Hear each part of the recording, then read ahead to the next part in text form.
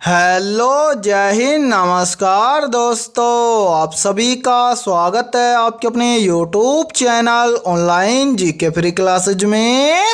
आज के इस क्लास में हम रेलवे ग्रुप डी परीक्षा 2025 के लिए मॉडल पेपर नंबर 23 लेकर आए हैं।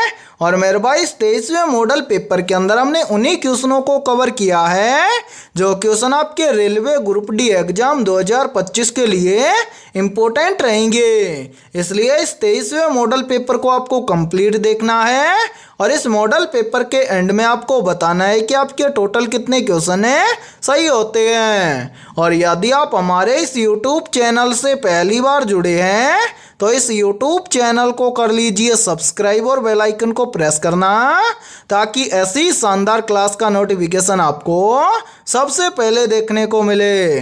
तो चलिए शुरू करते हैं आज के इस 23वें मॉडल पेपर को बिना देरी के। पहला प्रश्न है आप सभी के सामने।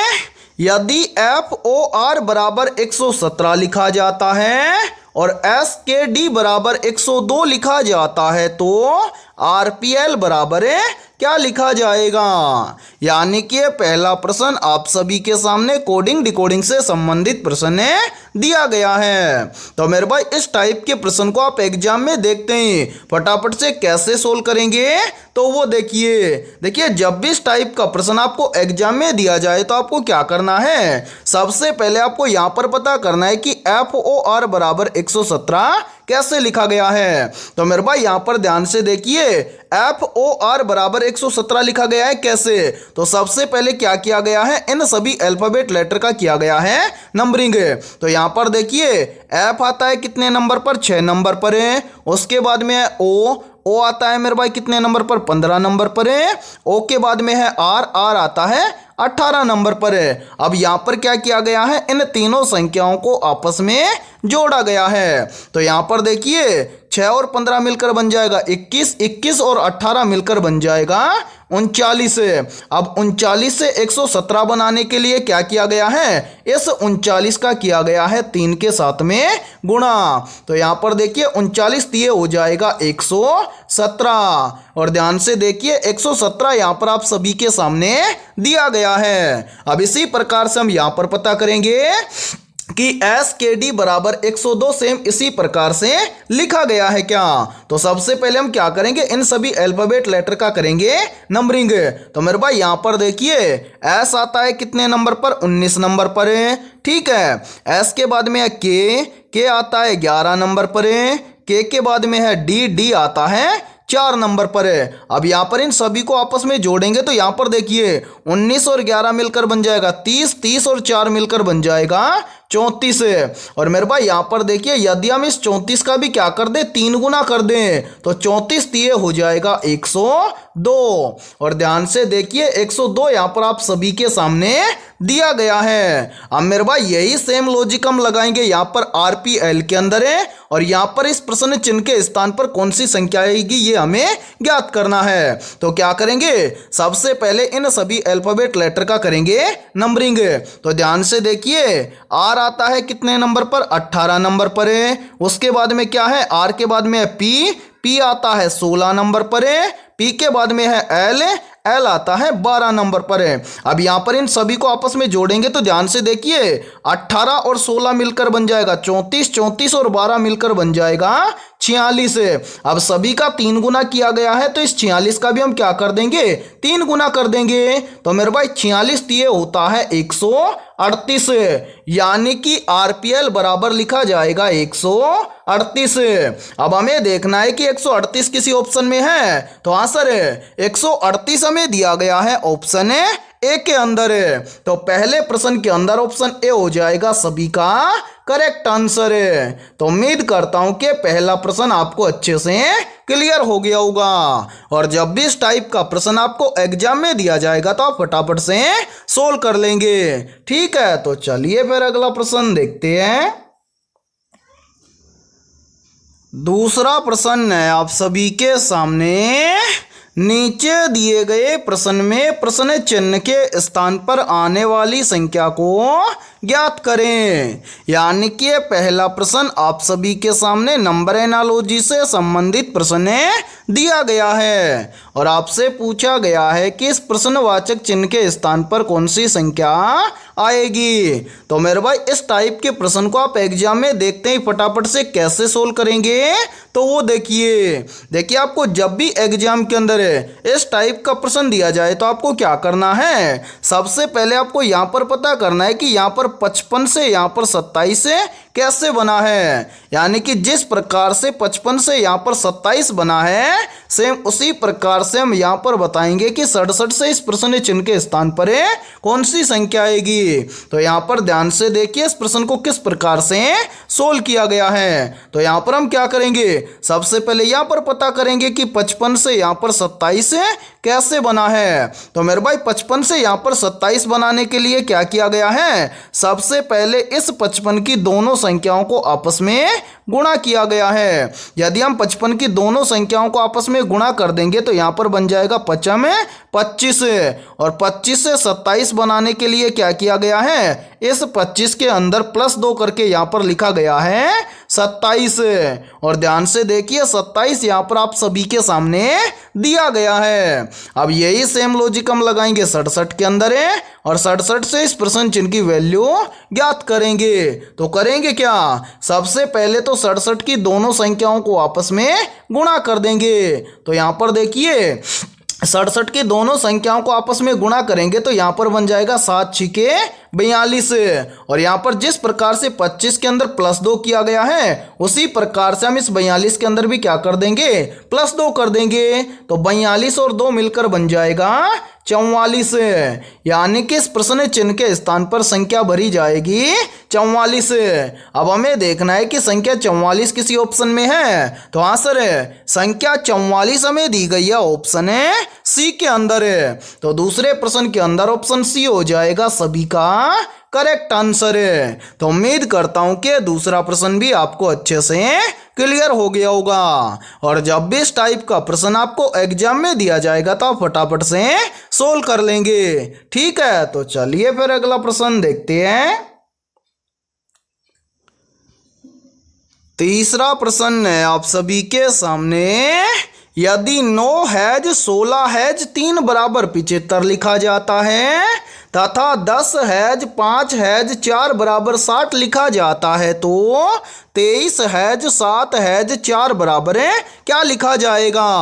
यानी कि तीसरा प्रश्न आप सभी के सामने गणितीय संक्रियाओं से संबंधित प्रश्न दिया गया है और मेरे भाई आपके हर एग्जाम की हर शिफ्ट के अंदर लगभग 2 से 3 प्रश्न पूछे जाते हैं। तो इस टाइप के प्रश्न को आप एग्जाम में देखते हैं फटाफट से कैसे सोल्व करेंगे तो वो देखिए जब भी इस टाइप का प्रश्न आपको एग्जाम में दिया जाए तो आपको क्या करना है, सबसे पहले तो आपको यहाँ पर पता करना है कि यहाँ पर 9 हैज 16 हैज 3 बराबर 75 कैसे लिखा गया है। तो मेरे भाई यहाँ पर ध्यान से देखिए, यहाँ पर 9 हैज 16 हैज 3 बराबर 75 लिखा गया है कैसे।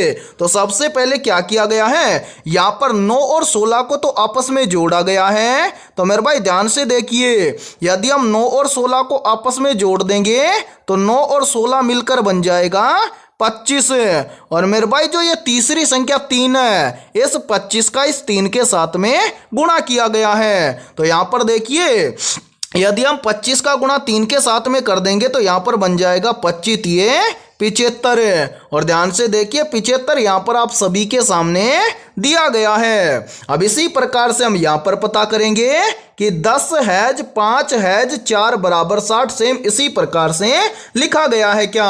तो सबसे पहले हम क्या करेंगे, यहाँ पर इन पहली 2 संख्याओं को तो आपस में जोड़ लेंगे। तो मेरे भाई ध्यान से देखिए 10 और 5 को आपस में जोड़ेंगे तो कितना बन जाएगा, 10 और 5 मिलकर बन जाएगा 15 और मेरे भाई इस तीसरी संख्या यानी कि 4 के साथ में इस 15 का हम क्या कर देंगे, गुणा कर देंगे। तो यहाँ पर देखिए बन जाएगा 15 चौक 60 और ध्यान से देखिए 60 यहाँ पर आप सभी के सामने दिया गया है। अब मेरे भाई यही सेम लॉजिक हम लगाएंगे यहाँ पर 23 हैज 7 हैज 4 बराबर है क्या लिखा जाएगा।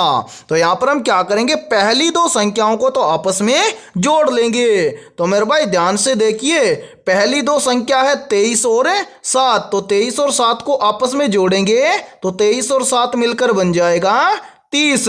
और मेरे भाई इस 30 का हम गुणा कर देंगे इस चौथी संख्या के साथ में। चौथी संख्या है 4, तो 30 का गुणा कर देंगे 4 के साथ में, तो यहां पर बन जाएगा 30 चौक 120। ठीक है, यानी कि यहां पर देखिए 23 हैज 7 हैज 4 बराबर लिखा जाएगा 120।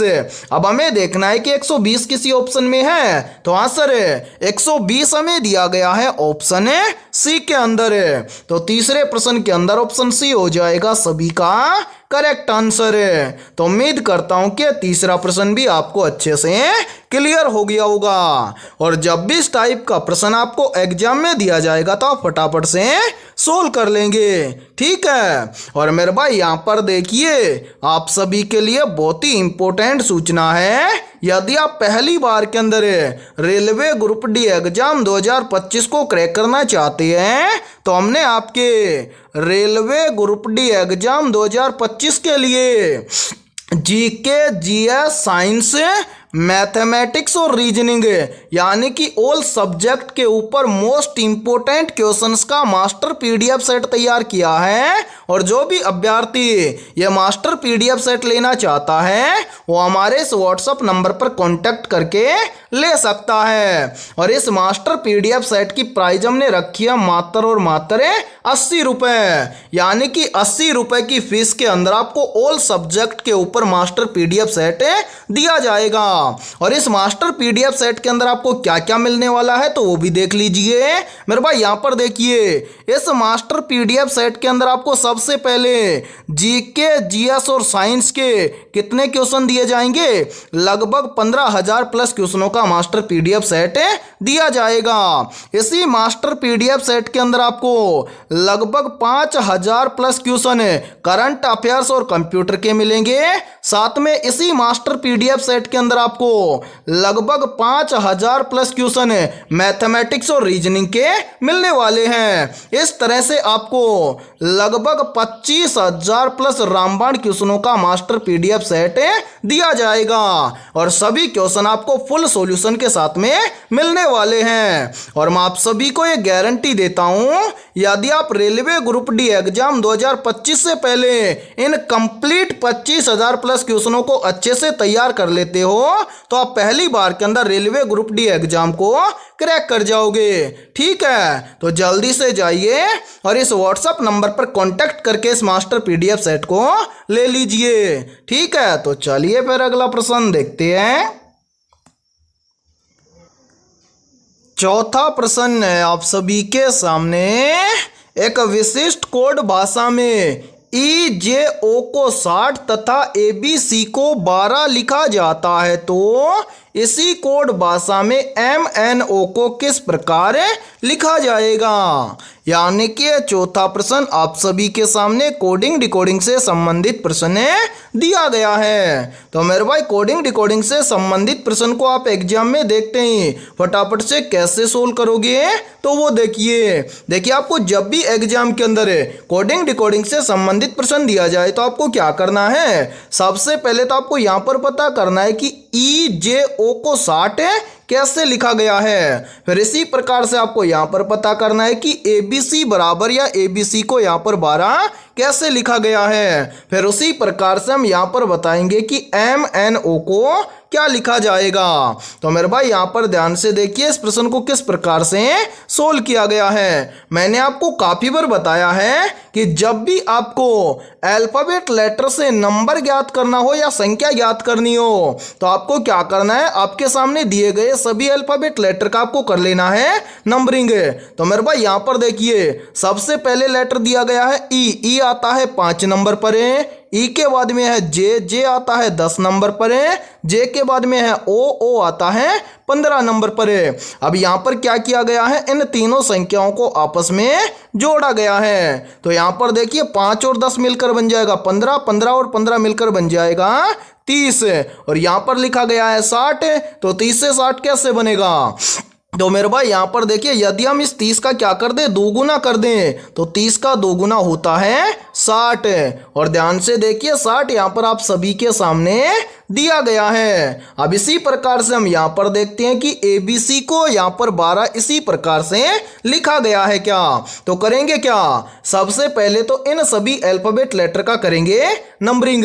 तो यहाँ पर देखिए सबसे पहले लेटर है ए आता है मेरे भाई कितने नंबर पर, 1 नंबर पर, तो यहाँ पर हम लिख देंगे 1। उसके बाद में बी आता है 2 नंबर पर है। बी के बाद में सी आता है 3 नंबर पर है। और यहाँ पर हम क्या करेंगे, इन तीनों संख्याओं को आपस में ऐड कर लेंगे। तो यहाँ पर देखिए 1 और 2 मिलकर बन जाएगा 3, 3 और 3 मिलकर बन जाएगा 6। अब यहाँ पर भी हम क्या कर देंगे, इस 6 का कर देंगे 2 गुना। तो 6 का 2 गुना कितना होता है, तो मेरे भाई 6 का 2 गुना होता है 12। और ध्यान से देखिए 12 यहाँ पर आप सभी के सामने लिखा गया है। अब यही सेम लॉजिक हम लगाएंगे इसके अंदर है, यानी कि MNO के अंदर है। और इसको क्या लिखा जाएगा ये हम ज्ञात करेंगे। तो सबसे पहले हम क्या करेंगे, इन सभी अल्फाबेट लेटर का करेंगे नंबरिंग।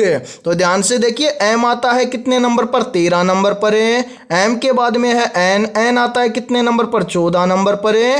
N के बाद में है O आता है कितने नंबर पर, 15 नंबर पर है। अब यहाँ पर हम क्या करेंगे, इन सभी को आपस में जोड़ लेंगे। तो यहाँ पर देखिए मेरे भाई 13 और 14 मिलकर बन जाएगा 27, 27 और 15 मिलकर बन जाएगा 42। अब सभी का 2 गुना किया गया है, तो इस 42 का भी हम क्या कर देंगे, 2 गुना कर देंगे। 42 का 2 गुना कितना होता है, तो मेरे भाई 42 का 2 गुना होता है 84, यानी कि MNO को लिखा जाएगा 84। अब हमें देखना है कि 84 किसी ऑप्शन में है, तो हाँ सर 84 हमें दिया गया है ऑप्शन ए के अंदर। तो चौथे प्रश्न के अंदर ऑप्शन ए हो जाएगा सभी का करेक्ट आंसर है। तो उम्मीद करता हूं कि चौथा प्रश्न भी आपको अच्छे से क्लियर हो गया होगा।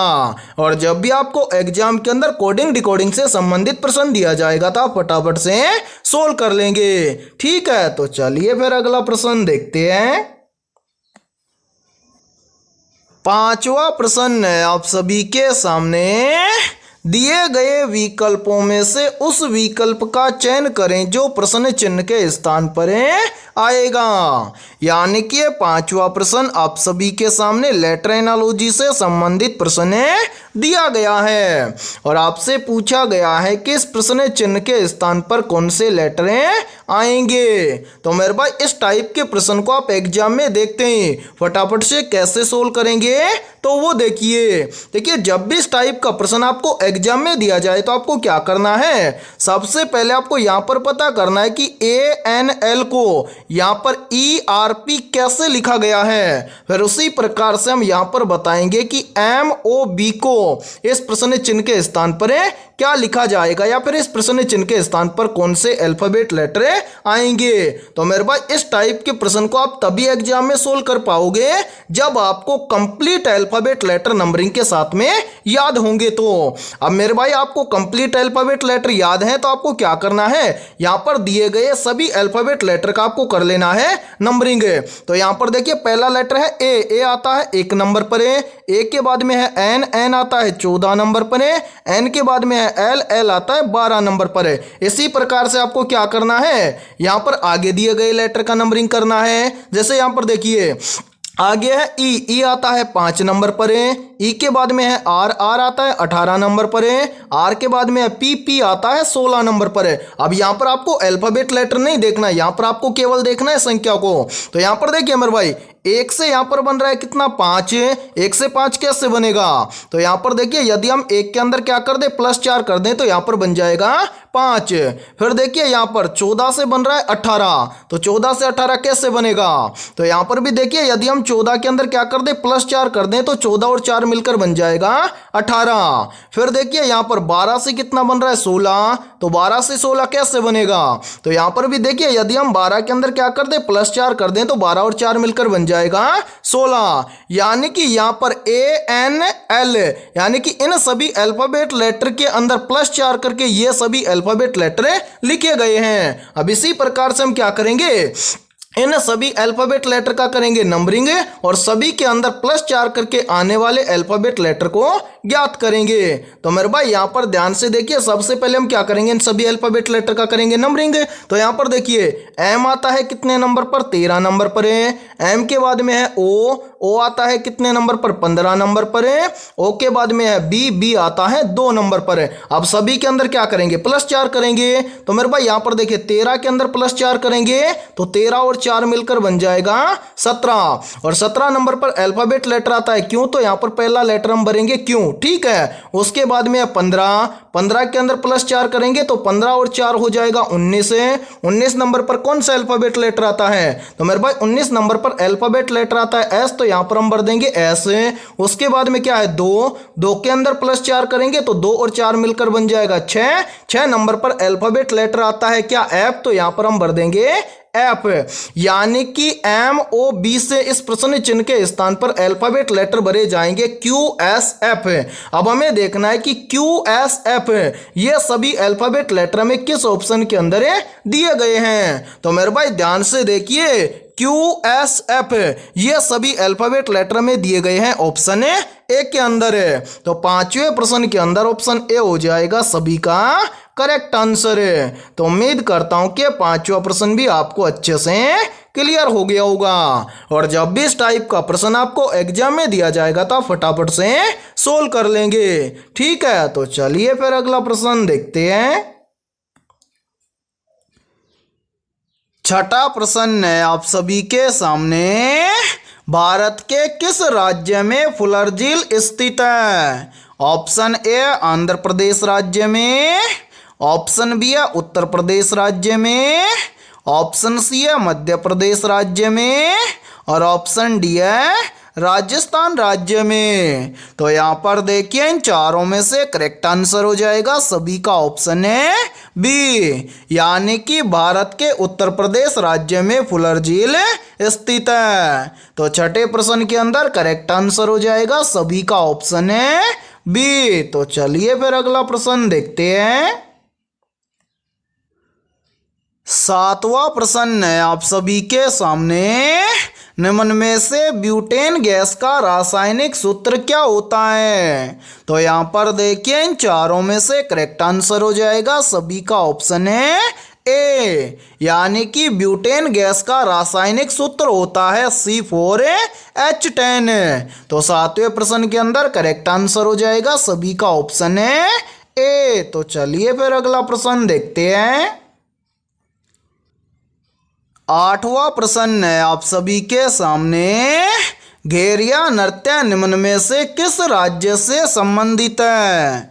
ऑप्शन ए आंध्र प्रदेश राज्य से, ऑप्शन बी है महाराष्ट्र राज्य से, ऑप्शन सी है गुजरात राज्य से, और ऑप्शन डी है हरियाणा राज्य से। तो यहाँ पर देखिए इन चारों में से करेक्ट आंसर हो जाएगा सभी का ऑप्शन है सी, यानी कि घेरिया नृत्य गुजरात राज्य से संबंधित है। तो 8वें प्रश्न के अंदर करेक्ट आंसर हो जाएगा सभी का ऑप्शन है सी। और मेरे भाई ये प्रश्न बहुत ही इंपॉर्टेंट प्रश्न है, ये चाहे तो आप इस प्रश्न का स्क्रीनशॉट ले सकते हैं या फिर आप इस प्रश्न को अपनी नोटबुक के अंदर आप नोट भी कर सकते हैं, ठीक है। तो चलिए फिर अगला प्रश्न देखते हैं। 9वां प्रश्न है आप सभी के सामने, रोहिल्ला राष्ट्रीय उद्यान किस राज्य में स्थित है। ऑप्शन ए उत्तराखंड राज्य में, ऑप्शन बी है हिमाचल प्रदेश राज्य में, ऑप्शन सी है जम्मू कश्मीर राज्य में, और ऑप्शन डी है असम राज्य में। तो जल्दी से बताइए इन चारों में से करेक्ट आंसर क्या होगा। आपसे पूछा गया है कि रोहिल्ला राष्ट्रीय उद्यान किस राज्य में स्थित है। तो यहाँ पर देखिए इन चारों में से करेक्ट आंसर हो जाएगा सभी का ऑप्शन है बी, यानी कि रोहिल्ला राष्ट्रीय उद्यान हिमाचल प्रदेश राज्य में स्थित है। तो 9वें प्रश्न के अंदर करेक्ट आंसर हो जाएगा सभी का ऑप्शन है बी। तो चलिए फिर अगला प्रश्न देखते हैं। 10वां प्रश्न है आप सभी के सामने, ग्रेट बैरियर रीफ किस महासागर में स्थित है? ऑप्शन ए अटलांटिक महासागर में, ऑप्शन बी है हिंद महासागर में, ऑप्शन सी है आर्कटिक महासागर में और ऑप्शन डी है प्रशांत महासागर में। तो यहाँ पर देखिए इन चारों में से करेक्ट आंसर हो जाएगा सभी का ऑप्शन है डी, यानी कि ग्रेट बैरियर रीफ प्रशांत महासागर में स्थित है। तो 10वें प्रश्न के अंदर करेक्ट आंसर हो जाएगा सभी का ऑप्शन है डी। और मेरे भाई यहाँ पर देखिए, यदि ये क्लास आपको पसंद आ रही है तो जल्दी से एक बार इस क्लास को लाइक कर दीजिए, और यदि आप हमारे इस YouTube चैनल से पहली बार जुड़े हैं तो इस YouTube चैनल को कर लीजिए सब्सक्राइब और बेल आइकन को प्रेस करना, ताकि ऐसी शानदार क्लास का नोटिफिकेशन आपको सबसे पहले देखने को मिले। और आपके जितने भी दोस्त रेलवे ग्रुप डी एग्जाम 2025 की तैयारी कर रहे हैं तो उनके पास भी इस क्लास को ज़्यादा से ज़्यादा शेयर करें। ठीक है, तो चलिए फिर अगला प्रश्न देखते हैं।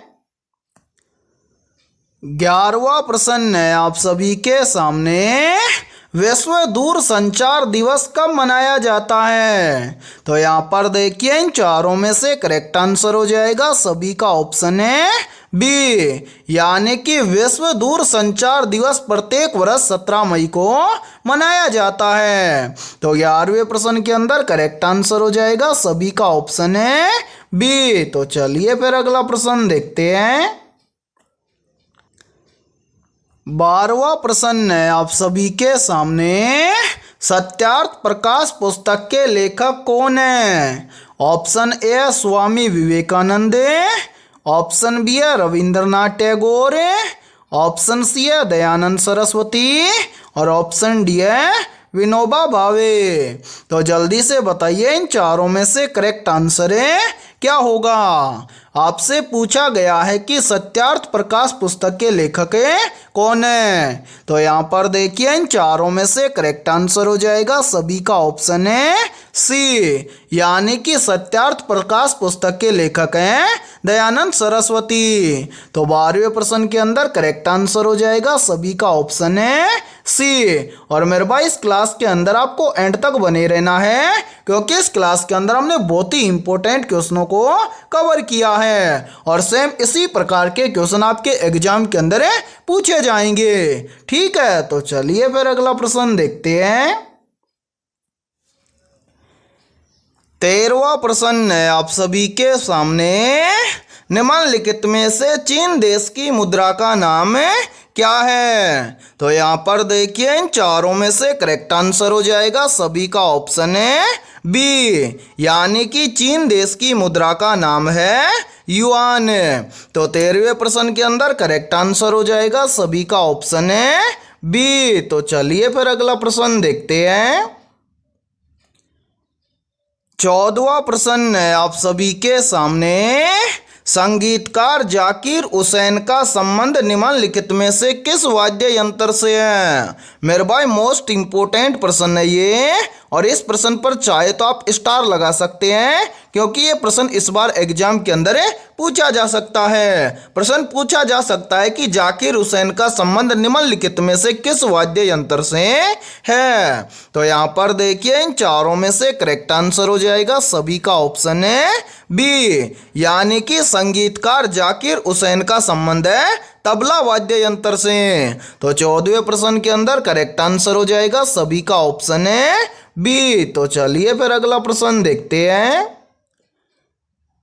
15वां प्रश्न है आप सभी के सामने, भारत का पहला स्वतंत्रता संग्राम किस वर्ष शुरू हुआ था? ऑप्शन ए वर्ष 1757 में, ऑप्शन बी है वर्ष 1857 में, ऑप्शन सी है वर्ष 1947 में और ऑप्शन डी है वर्ष 1920 में। तो यहाँ पर देखिए इन चारों में से करेक्ट आंसर हो जाएगा सभी का ऑप्शन है बी, यानी कि भारत का पहला स्वतंत्रता संग्राम शुरू हुआ था वर्ष 1857 में। तो 15वें प्रश्न के अंदर करेक्ट आंसर हो जाएगा सभी का ऑप्शन है बी। तो चलिए फिर अगला प्रश्न देखते हैं।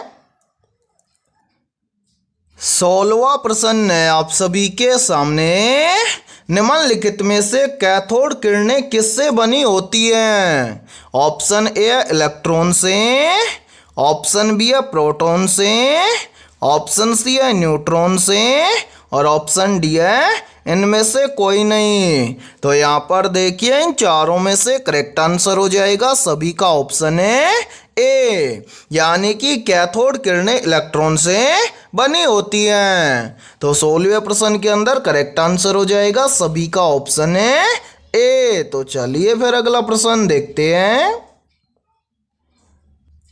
17वां प्रश्न है आप सभी के सामने। निम्नलिखित में से सबसे अधिक विद्युत ऋणात्मक तत्व कौन सा है? Option A chlorine, option B है फ्लोरीन, ऑप्शन सी है ऑक्सीजन और ऑप्शन डी है आयोडीन। तो यहाँ पर देखिए इन चारों में से करेक्ट आंसर हो जाएगा सभी का ऑप्शन है बी, यानी कि सबसे अधिक विद्युत ऋणात्मक तत्व है फ्लोरीन। तो 17वें प्रश्न के अंदर करेक्ट आंसर हो जाएगा सभी का ऑप्शन है बी। तो चलिए फिर अगला प्रश्न देखते हैं। 18वां प्रश्न है आप सभी के सामने। निम्नलिखित में से शुद्ध जल कैसा होता है? ऑप्शन ए अम्लीय, ऑप्शन बी है क्षारीय, ऑप्शन सी है उपरोक्त दोनों और ऑप्शन डी है उदासीन। तो यहाँ पर देखिए इन चारों में से करेक्ट आंसर हो जाएगा सभी का ऑप्शन है डी, यानी कि शुद्ध जल उदासीन होता है। तो 18वें प्रश्न के अंदर करेक्ट आंसर हो जाएगा सभी का ऑप्शन है डी। तो चलिए फिर अगला प्रश्न देखते हैं। 19वां प्रश्न है आप सभी के सामने। निम्नलिखित में से क्षारीय विलयन का पीएच मान कितना होता है? ऑप्शन ए 6 से अधिक, ऑप्शन बी है 5 से कम, ऑप्शन सी है 7 से अधिक और ऑप्शन डी है इनमें से कोई नहीं। तो यहाँ पर देखिए इन चारों में से करेक्ट आंसर हो जाएगा सभी का ऑप्शन है सी, यानी कि क्षारीय विलयन का पीएच मान होता है 7 से अधिक। तो 19वें प्रश्न के अंदर करेक्ट आंसर हो जाएगा सभी का ऑप्शन है सी। और मेरे भाई यहाँ पर देखिए आप सभी के लिए बहुत ही इंपॉर्टेंट सूचना है। यदि आप पहली बार के अंदर रेलवे ग्रुप डी एग्जाम 2025 को क्रैक करना चाहते हैं तो हमने आपके रेलवे ग्रुप डी एग्जाम 2025 के लिए लगभग 25,000 प्लस रामबाण क्वेश्चनों का मास्टर पीडीएफ सेट तैयार किया है। और जो भी अभ्यर्थी ये मास्टर पीडीएफ सेट लेना चाहता है वो हमारे इस व्हाट्सएप नंबर पर कांटेक्ट करके ले सकता है। व्हाट्सएप नंबर है 7374826893। ये हमारा व्हाट्सएप नंबर है। इस व्हाट्सएप नंबर पर आप कांटेक्ट करके इस मास्टर पीडीएफ सेट को ले सकते हैं। और मेरे भाई इस मास्टर पीडीएफ सेट की प्राइस हमने रखी है मात्र और मात्र 80 रुपये, यानी कि 80 रुपये की फीस के अंदर आपको रामबाण 25,000 प्लस क्वेश्चनों का मास्टर पीडीएफ सेट दिया जाएगा। और इस मास्टर पीडीएफ सेट के अंदर आपको क्या क्या मिलने वाला है तो वो भी देख लीजिए मेरे भाई। यहाँ पर देखिए इस मास्टर पीडीएफ सेट के अंदर आपको सबसे पहले 15,000 प्लस क्वेश्चनों का पीडीएफ सेट मिलेगा, जिसके अंदर आपको जीके, जीएस और साइंस के क्वेश्चन मिलेंगे। ठीक है, इसी के साथ में इसी मास्टर पीडीएफ सेट के अंदर आपको लगभग 5,000 प्लस क्वेश्चन करंट अफेयर्स और कंप्यूटर के मिलेंगे। और साथ में इसी मास्टर पीडीएफ सेट के अंदर आपको लगभग 5,000 प्लस क्वेश्चन मैथमेटिक्स और रीजनिंग के मिलने वाले हैं। और सभी क्वेश्चन आपको फुल सॉल्यूशन के साथ में मिलेंगे।